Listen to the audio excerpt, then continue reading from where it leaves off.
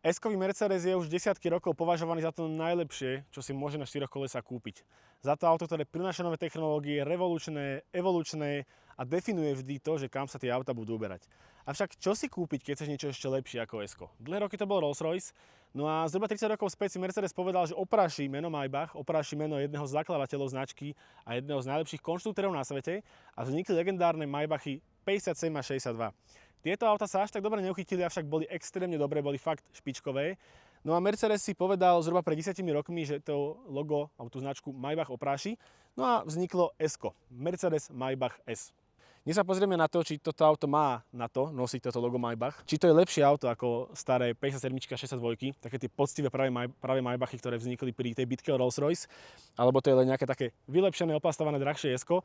Ukážeme si, čo to auto dokáže fakt špičkovo, ukážeme si, čo to auto fakt špičkovo nezvláda.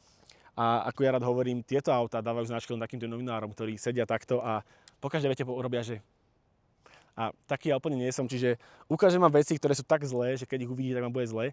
A zároveň vám poviem o veciach, ktoré sú tak dobré, že by mohli byť v každom jednom aute a bol by svet krásny. Pohodlne sa usaď, ja som Miňo, my sme Autoro a toto je Maybach, ktorý máme v Čechách v ponuke.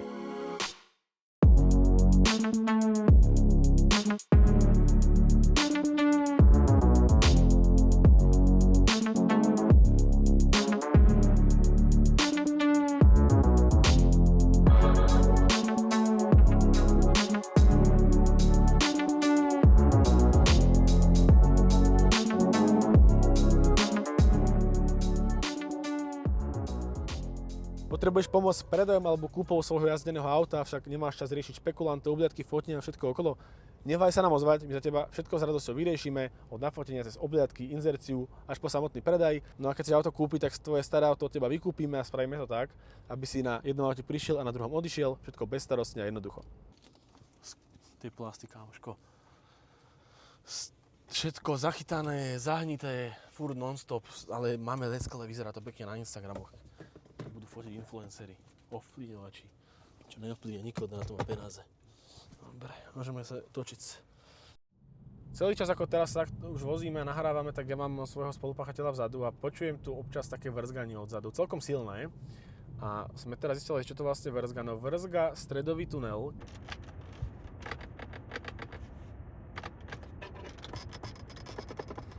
O ktorý má môj kolega opretú nohu. A keď zabáčam hlavne doprava, on sa do neho zaváži nohou, tak on zavrzga. Niekedy to ten tunel urobí aj sám pri prejazde nejakými zákrutami.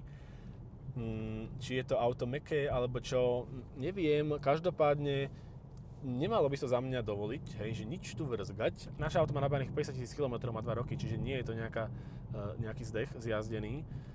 Je to proste vlastnosť. Môžeme týmto aj premostiť k tomu, že prečo veľmi veľa ľudí z fachu neberie toto auto ako Maybach. Je to Mercedes Maybach, je to kvázi poznačka. Vznikol od Wilhelma Maybacha, ktorý bol ten vlastne jeden z konštruktérov, ktorí boli pri zrode Mercedesu, ktorí pomáhali Daimlerovi s vývojom prvých tých aut a hovorí sa o ňom doteraz ako jednom z najlepších konštruktérov histórie. No a vlastne na jeho počesť sa to nazvalo Maybach, však tam bola aj separátna značka. No a v rokoch 2000 vznikol Maybach 57 a 62. 57 mala 5,7 metra, 62 mala 6,2 metra a to bola tá pravá zrúdnosť obrovská. My máme dneska 5,5 metra, sme 18 cm, ako by povedali chalani, 18 cm dlhší ako klasické longové S-ko a ty si povieš, že to je dosť. No není, lebo 20 rokov späť bol ten krátky, ten malý hračkársky Maybach ešte o 20 čísel dlhší ako toto. No a tie Maybachy boli postavené ešte na 240 na mamute, ktorú inak sme si tiež recenzovali, dáme si to niekam sem hore. A to boli autá, ktoré boli absolútne nekompromisné vo všetkom, čo robili. A tento Maybach taký úplne nie je. Sú tu tie lacné smerovky, sú tu tie vrzgajúce plasty vzadu, je tu ten dizajnový jazyk SK. Je to proste S-kový Mercedes, ktorý je akože veľmi vylepšený, to není akože pochyb. Ale nie je to separátny Maybach, je to proste S-ko Maybach a veľa ľudí to neberie ako veľa ľudí to berie ako urážku toho loga, toho mena Maybach a je to na debatu, ako tieto auta budú starnúť, ale myslím si, že asi horšie ako tie pôvodné Maybachy. Ono je pravda, že ja sa to už tak priamo nepamätám, ja som bol tiež vo výrobe, keď Maybachy vznikali, ale pamätám si ako malé dieťa, že mi to prišlo pomerne akože divné. Tie auta vyzerali divne, ale starnú veľmi dobre a keď to raz za milión rokov niekde vidíš, tak si povieš, že toto je niečo. Zatiaľ čo tu vidíš proste S-ko. A to je vlastne to zamyslenie, že je to zle, či nie je to zle, lebo toto je konkurent autám ako Rolls-Royce Ghost, Phantom, ako Bentley Flying Spur a podobné veci. Čo má S-kový Maybach oproti Ghostu, alebo teda Phantomu a aj Bentley, tak obrovskú nevýhodu, tak to je to, že keď chceš, že byť absolútne nenápadný. Ty keď takýto Maybach nakonfiguruješ do čiernej farby, čo inak pôvodná farba našho auta, mám tú fóliu, tak teba si nikto nevšimne. Ty dokážeš prísť hocikam úplne nenápadný a okrem pár znalých ľudí, ktorí uvidia, že to auto má dlhší rázvor a má to Maybach logo, tak nikomu ani len nenapadne, že prišiel nejaký nezmysel. Zatiaľ čo keď niekam prídeš na Phantome, aj 15 rokov starom, tak všetci budú vedieť, že ten človek prišiel a to nie je vždy úplne dobré.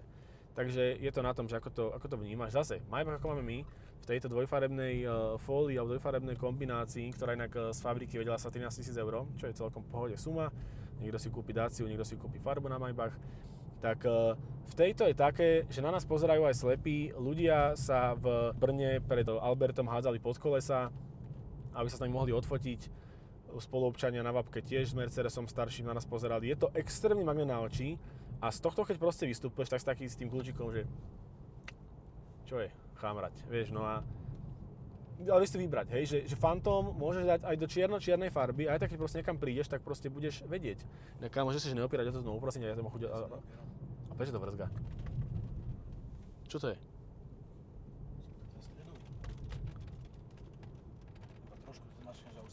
Ja si možno trošku využijem tu na túto lokálnu cestu a skúsime to spraviť, presne máme to do toho športu. To auto má bez dvoch koní 498, respektíve teraz s nimi to má 498, bez dvoch koní to má 500. Máme nejakých 700 Nm kruťák, je to kvázi hybrid, hej, ten hybrid nám vie nejakých 20 koní priložiť, ale nie je to nič extra.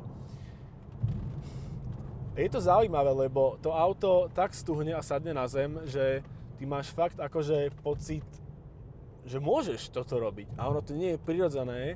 Ja neviem, ako sa pasažiar pri takejto jazde cíti, ale ty sa fakt vieš krásne do toho auta oprieť, niekam ho poslať, nasmerovať a ono neodskakuje, drží. Nie je mu to prirodzené, nechce toto auto podľa mňa robiť, ale jazdí fakt dobre a toto je vec, čo nedokáže starý Maybach. Starý Maybach nedokáže spraviť to, že ty stlačíš čudlík a môžeš takto jazdiť. A neviem, v momente to vypnem, ale je to proste tu a stlačením čudlíkov to dokážeš urobiť akože pomerne že zbraň. Ten pravý dôvod, prečo si ale Maybach všetci kupujú, alebo teda všetci, no, tí, čo na to majú, tak to je táto zadná sedačka. A ja tu predsa len teda si trochu posedím, lebo to auto nie je o tom šoférovi, až tak ono jazdí dobre, ale nie je to o tom šoférovi primárne. Ono však, ja sa tu cítim veľmi dobre, ale necítim sa úplne najlepšie. Ono, na to, aby sa tu cítil úplne najlepšie, máš taký jeden čudlík. Ono, ja začnem hneď akože teraz sa sťažovať trošku. Tá sedačka sa posunie dopredu, je tam obrovský náklon, odíde dopredu, sedačka, teda hlavová opierka sa sklopí. Konečne to sklápanie funguje tak, že nerobí slepý hol šoférovi, šofér vidí do späťáku, avšak ona tak krásne, príjemne zavrzga počas toho, ako sa nastavuje dopredu a pôsobí to fakt akože bohato. Vysúva sa mi opierka na nohy, ktorá mi zapáčila špičku mojich obrovských nôh o spodok sedačky. A teraz sa mi ešte aj na päty vysunie taká malá opierka, čo je veľmi príjemné. Asi na druhej strane treba uznať, že vy asi nepotrebujete 62 metrové auto na to, aby sa vám sedelo dobre. Ja mám ľahko priemerných 180 cm a neročiahnem pätami na tú opierku vpredu, mohol som si to asi, že viacej lahnúť? Nie, už nemohol. A bolo by to fajn, áno, keď mám 2 metre, bolo by mi to málo. Čo je podľa mňa pridaná hodnota tej obrovskej 6-metrovej limuzíny, tak to je to, že môžete mať ešte pred vami, pred kolenami nejakú osobnú asistentku alebo niekoho, kto vám bude čistiť topánky alebo niečo podobné, čo tu na úplne nedáte. Toto ležanie je extrémne komfortná, príjemná, máte tu vankúšik, ktorý tu je našťastie z Alcantary. Oni tie vankúšiky sa dodávajú aj normálnej kože, z ktorej vyzerajú za mňa lepšie, ale nie je na to si fajnovo vyhriatý, spotený krk hodiť na taký kožený vankúšik nevetraný, to je potom úplný humáč. Ono celé to auto ovládate takýmto krásnym tabletom, ktorý je tu, na ktorý sa dá vysunúť tlačítkom. A tu začnem trošku zase sťažovať, lebo ten tablet je Samsung. Ono to nejako extra nevadí, kým sa nepozrieš akože odzadu, hej, a kým sa ti nepodarí stlačiť tu na tento čudlík a nedostaneš sa normálne do Android menu a zrazu tu chodíš na Google Chrome, hej, bez internetu, môžeš toho dinosaurika. Toto je akože parádne, mohli to trošku nejako tak spraviť, že ja som tu dvakrát sa pristiel pri tom, že som sa o to oprel lakťom a začal som odinštalovať aplikáciu fotky. Keď chcete nastaviť tú klímu trochu oldschoolovejším spôsobom a nechcete používať tablet, lebo napríklad je prehriatý a nefunguje, alebo sa aktualizuje, lebo je to na Android, tak môžete stlačiť ten čudlík. Vám sa strašne krásne a efektívne za zvukov jemného vrzgania vysunú dva obrovské plastové kryty a odhalí sa vám ovládanie klimatizácie. A až teraz na ňo dočiahnem. Čo je strašne praktické, hej, efekty sú super, lenže toto, keď si typický máš takéhoto auta, alebo si nejaký starší pán a máš bachor pred sebou, ruksak takzvaný na bruchu, tak ty sem proste nedočiahneš a musíš do toho tabletu, pred sebou máš tiež krásnu dotykovú obrazovku, ktorú ale nedočiahneš, tu môžeš ťukať nohami, keď si vyzutý a zase máme šoféra, takže tiež úplne nič moc, že ty si na ten tablet vlastne odkázaný a keď sa ti náhodou stane, že sa ti ten tablet prehreje, alebo sa ti napríklad vybije, lebo keď tá auto sa dlhšie stále, ten tablet prestane nabíjať, on sa vybije, tak minimálne v prvých minútach používania toto nepoužiješ. Tu krásne prepnutie vzadu vľavo, kedy si môžem nastavať všetko preľavo, vzadu vpravo, môžem poslať môjmu šoférovi, kam ma odviezť, môžem sa pozrieť na informácie. Šofér, ideš za 18,5 litra, jak to je možné? Ťažká noha. Pritom inak ideme dosť kľudným tempom, tá spotreba tu proste je. Napríklad vidím, že môj šofér drží pedál akcelerátora aktuálne na 1%, čo bude asi nejaká odchýlka, ani nebrzdí, teraz na 0%, čiže môžete ho šikanovať, že nejde dostatočne ekologicky, alebo práve naopak, že ide moc ekologicky, všetko tu akože viete riešiť. Využívame 7-10 kW výkonu. Zaujímavé akože informácie o tom aute. No už tam svieti krásnych 30 Nm. Inak ten motor má fakt, že príjemný krútiaci moment, je veľmi dobre sprevodovaný a málo kedy sa stane, že by ste museli nejako ísť do otáčok alebo ten motor vytáčať, používať pádla. To absolútne vôbec, tá V8 úplne v pohode stíha vládze. Chcem sa v krátkosti spoza volantu povenovať tomu, ako Maybach jazdí, alebo teda Maybach, ak počúvate Rickrossa.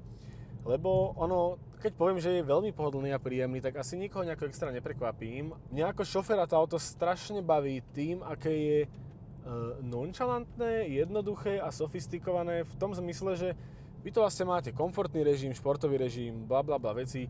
Je tu režim Maybach a to je ten režim, tak to na krásne to ukazuje, keď vybočujem z pruhu. Maybach je ten režim, v ktorom chcete jazdiť. To auto je v ňom úplne odpojené od kolies, je tak pláva, také je celé, nejaké gumovité, nejak ide po tej ceste niekam a ono toto znie, že je nebezpečné v okreskách alebo v nejakých vracákoch. My sme teraz niekde v horách v Čechách, netuším kde, a sú tu fakt také serpentíny, že mať tu nejakú malú krabicu, tak tu je tam strašné peklo, až sa zobudím v hrobe. Mám naschvál pustený ten Maybach režim, mám aktivovanú sedačku, ktorá sa mi kvázi dofukuje a drží ma na mieste. A tomu autu je absolútne jedno, že ja mám nejaký Maybach režim. Ono vôbec netuší, že by malo plávať, naklapať sa a byť nejaké nedotáčavé alebo niečo. Absolútne nič z toho sa tu nedeje. To auto ide špičkou za volantom, žiadne náklony, je krásne, stále rovno a ja vôbec nemám dôvod, aj keď sa mi zjemne svižnejšie, aj keď ono sa o tej svižnej jazde baví v takomto aute je otázne, ale keby sa človek za mnou ponáhľal, tak ja absolútne neprepnem ten Maybach režim do nejakého komfortu alebo športu. Šport režim v tomto aute úplný hnus povedať. Vôbec to nepotrebujete, to auto nie je nervózne, vy môžete si dovoliť v zákrute pribrzdiť, stiahnuť to auto, on sa krásne zatočí, tá zadná natáčacia náprava je úplne lahodná.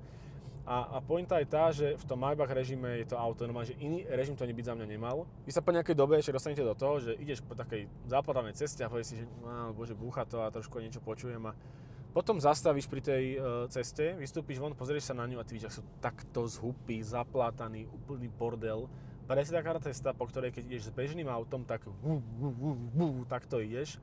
Maybach nič. Vy keď tu niečo trošku cítiš a vnímaš, tak vec, že keby si šiel v normálnom aute, tak sa ti rozpadnú kaslíky, sa ti vytrasú šuflíky, kufor sa ti rozpadne celé zlé. Tu nič. Toto auto podvozkovo je na mile asi pred všetkým, čo som komfortne šoferoval. A to je jeden z tých kontrastov. To, ako to auto jazdí, je neskutočne dobré. A potom ho chceš odomknúť a máš kľúč z C-čkového Mercedesu. Hnusný, lacný plastový, s malým nápisom Maybach, žiadne logo, nič špeciálne, proste úplne strašné. Potom tu máš všade lesklé plasty, ktoré sa ti lesknú do očí. máš tu lacný plast nad reproduktorom, máš tu lacný plast na clonítku, máš tu lacný plast na konzole tu na okolo späťaku, ktorý nevrzgá a nie sú to veci, ktoré denne chytáš, ale preboha si v aute, ktoré stalo nové 250 000 eur bez dane, čo nie je úplne malá suma, hej, za to môžeš kúpiť aj nejakú dedinu pri Stropkovej a nemalo by to úplne takéto byť. Ono, tie lesklé plasty vyzerajú dobre, alebo plasty, ja neviem, že ten dekor by mal byť drevo. Je zalakovaný, či to je plast alebo drevo, nedokážem posúdiť. Nie je to úplne doslýchajúce tej kvalite toho auta. Separátne spomeniem moje obľúbené páčky na smerovky. Oni vyzerajú, tie koncovky, tak chromovo. A za mňa, čisto subjektívne, no to nevyzerá zle, ale naopak, to je ten najhnusnejší, najlacnejší plast na celej Zemi. Prečo aspoň tá koncovka tých stieračov nemohla byť kovová? To, ako tá smerovková páčka pôsobí, tak to je, že úroveň dvojkovej fábie, ten zvuk, to ako sa vracia, to, že veľakrát, keď dvoma prstami smerovku zapínaš takto, tak otočíš kolečkom a zapneš stierač, to je úplne strašne odfláknuté a ja neviem, smerovky ty používaš denne a to, ako pôsobí na teba volant, ktorý držíš v rukách a smerovková páčka, to ti robí väčšinu toho pocitu z auta a ja pri každom daní smerovky mám pocit, že sedím v Warburgu a absolútne do smerovky nedával. By sa mal Mercedes trošku vrátiť do tých starších kusov, ktoré majú vystavené v Stuttgarte v múzeu a tam to vyskúšať. Rovnaký pocit na Magma je radiaca páka, ktorú však nepoužívaš tak často. OK, ale smerovková je to absolútne peklo. Tak auto má podávač pásov, ktorý je čierny, ale je aj na ňom kúsok bielej farby. Nemci konečne pochopili, že nechávať si podávať len od čiernych není úplne košer, tak tam dole je trošku bieleho po tých rokoch. Ten pás má taký vankúšik, on je taký dvojstranový, si povieš, na čo je to dobré, no jednak ťa to nerež do krku a jednak v tom páse je zabudovaný airbag. Toto S-ko je prvé auto na svete kvázi, ktoré má airbag dokonca čelný aj pre zadných pasažierov, to znamená, že keď fajnovo sa takto vyplieskáš čelne s niekým iným, tak to sa radšej normálne nafúkne airbag a je to príjemnejšie ako búrať bez toho, ale furt menej príjemné ako nebúrať celkovo napríklad. Všade máte kožu, krásne prešívanú kožu, alkantáru, kožu, repráčiky sú z plastu, aké sa tvária kovovo, predne sa vysúvajú, to je fakt krásna štýlovka. Ono to všetko vyzerá krásne a dobre, avšak toto sa kýve, toto vrzga a sa to kýve. Povieš si, že toto je vlastne že toto nikto robiť nebude a toto reálne nikto skúšať nebude. Otázne je, či musíš takéto veci riešiť, takže nebudem to zisťovať pri aute za 300 000 eur. Čo však ale musím povedať, že to zistíš pravdepodobne, lebo celá táto plocha na ovládanie masáží a všetko možného je kvázi dotyková a zároveň sa stláča. A ty niekedy netrafíš a stlačíš toto a ono to v momente zavrzga. Rovnako nastaví sedačky kvázi dotykové, ako pri klasickom S-ku. A ty o to oprieš tú ruku a počuješ, ako to vrzga. To sú také tie veci, že prečo to auto asi nazvem, že to je král kontrastov, lebo na jednej strane sedíme v tom najlepšom podvozku, asi aký si viem predstaviť. Brutálne naladený motor, strašne príjemné, neskutočne komfortné, tiché auto. Máme tu aktívne potláčanie hluku, ktoré hlavne izoluje teda to nejaké dunenie od pneumatika od cesty. A na druhej strane je toto vypracovanie materiálov na úrovni, ja neviem, či môžem povedať, že mojej Tesly, lebo takto mi ona v tých ľudských častiach nevrzga, hej. A to práve počujete majiteľa Tesly sťažovať sa na materiály v Maybachu, hej. To je akože veľká ocena, to ste ešte určite nepočuli, ale všetko raz prvýkrát. Áno, normálny use case nie je sedieť v aute a stláčať lesklé plasty. Lenže nie je za mňa ani normálne mať auto za 300 000 eur, osobného šoféra a voliť sa v ňom vzadu. Tak sa nedržme tých normálností a poďme trošku mimo nich. Tých 18 cm razvoru navyše dal Mercedes všetok do stredu pred nás, takže je to priestor na nohy. Čo ale treba povedať, čo má Maybach iné ako klasické S-ko longové, tak to je to, že toto malé okienko C-čkové je v ráme auta, v C-čkovom slepiku, nie je vo dverách. To znamená, že keď dvere otvorím, tak vlastne ja som odtiaľ to zapadnutý v aute a je to taký príjemnejší pocit, hej, keď si niekto akože veľmi slávny, čo ja úplne nie som, tak ťa hneď novinári nemôžu čekovať, fotiť, lebo si trochu zalezený. Ale ten pocit z toho auta, že ty si tak viac v tom aute vzadu a dvere sú pre tebou, je to ťažko to vysvetľuje, keď to nemáš vyskúšané, ale taký proste príjemnejší pocit, že ty vnímaš, že si v aute a dvere sú pred tebou. Je to pocit, ktorý sa ťažko presúva, ale je to proste príjemnejšie. Fakt mám tu na pocit, že som vo veľmi príjemnej izbe. Nie v hotelovej izbe, ale som vo veľmi príjemnej izbe. Tá hotelová izba je ten Maybach 62 podľa mňa. Inak keď sme boli pri tých plastoch, tak otvorím tu môže byť chladnička za príplatok. Nie je tu. Povedz mi, že ako znie normálne si to otvorím, hej. Povedz mi, že ako znie toto otváranie, či to znie ako Maybach za 300 000, alebo ako Dacia Logan za 30 000 českých korún. Ja to hovoriť nebudem, napíš to ty. No a tu nahore môže byť potom držiačik na 400-eurové postribrané poháre, ktoré tu nie sú. Ono je taká super gymnastika a tiež super, že keď nechceš zachytať ten lesklý plast, tak ty to chytíš za tú striebornú časť, ktorou tu zároveň otváraš, privreš to a zároveň ju potom stlačíš a to znovu otvoríš. Čiže ty to musíš zavrieť tak, že to chytíš za kraj, ktorý je ale lesklý a tým pádom to zachytáš. Ono ty to akože nevidíš, ale máš to zachytané a vieš, no. A tak pekne tak, že neviem, neznie to plastovo moc na cenu toho auta, povedz mi. A stolík je akože kráľovský masívny. Toto napríklad nemá záražku, čiže on ti takto akože lieta, hej. A keď trafíš nejaký väčší hrbol, tak on akože toto vie spraviť a nadáš na to notebook, nebude sa ti to diať, ale trošku pár percent ešte tu hostí by mohlo byť. Zase napíš do komentárov, či som prehnaný pri aute 300 000 eur, že toto riešim, alebo 200 000 eur, alebo nie som prehnaný. Ja to nebudem komentovať, či som alebo nie som, neviem, len hovorím, že to takto proste je. Tie motorčeky na rozhúčake sa nastavujú, ale to je asi normálne, to už by som si moc chcel, aby to bolo všetko extrémne tiché a odizolované. Tam potom predsa len prichádza na rad ten Phantom. Mne sa nejak strašne ľúbi takéto toto svetlé, ambientné osvetlenie, ktoré je také, že nenápadné, hej, ono to všetko akože vysvietené, klasická pekná dedina, ale je to také akože jemnučké. Čo skôr potom blíka, tak to je toto. Ja som sa zase dostal do nastavení Androidu.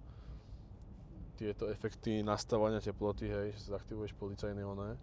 Vieš to akože vypnúť, také trochu dedinské, hej, že AliExpress si objednal, ale mi sa to akože ľúbi, mám rád tie svetelka, čiže prečo nie?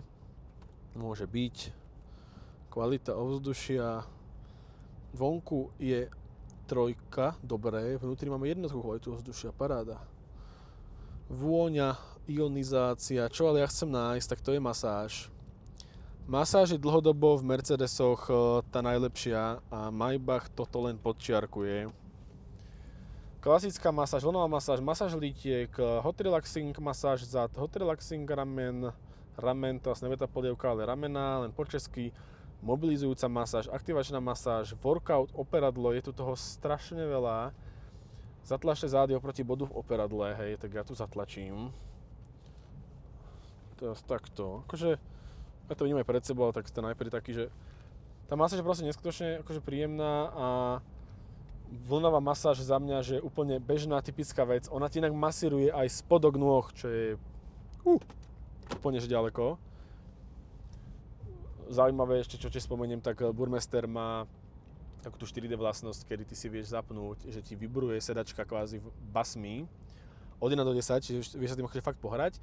Predstav si, keď máš proste v aute taký ten subák, ktorý ti trošku sedačkom, cítiš tie basy jak v kine, tak to auto vie robiť. Ty to vieš vypnúť, ale vieš to zapnúť a za mňa to auto neduní, kde netreba dunieť, nerobí basy, kde netreba robiť basy, ale toto sa mi páči, keď trochu akože pridáš tento 4D efekt, kedy ty si tak viac prepojený s tou hudbou a baví ma to. A je to na každej sedačke separátne nastaviteľné, zapnuteľné.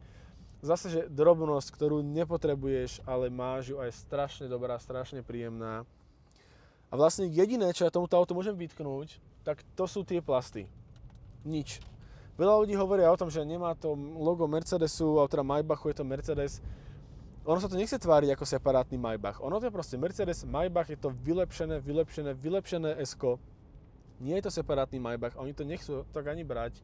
A to auto je extrémne príjemné, je fakt vo všetkom strašne dobré, len proste vrzga. A má kľúč z C-čka. Keď ti nevadí, že vrzga, tak choď do toho. I mne by to nevadilo, nejdem do toho, kvôli peniazom, ale vlastne tu nie je akože na čo vytknúť. Ja tu nemám nič, čo by bolo zlé a to vrzganie je asi iba odraz tej doby a toho, že možno by sme mali trochu menej odpúšťať tým výrobcom tie lacné plasty lesklé, ktoré berieme ako luxus a vráti sa k tomu, že luxus je v materiáloch, ktoré nie sú z umelej hmoty. Neviem, no.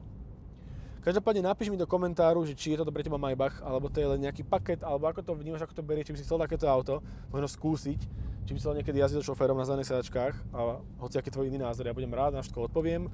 Budem rád za like a komentár, to je tá vec, ktorá nám zvyšuje dosahy, vďaka ktorej to auto, tie videá všetci môžu vidieť, no a nezabudni dať odber a zvonček, aby si neprišiel o ďalšie žiadne video. Moje meno je Miňo, my sme Autoro a budem sa na teba tešiť pri ďalšom zaujímavom videu.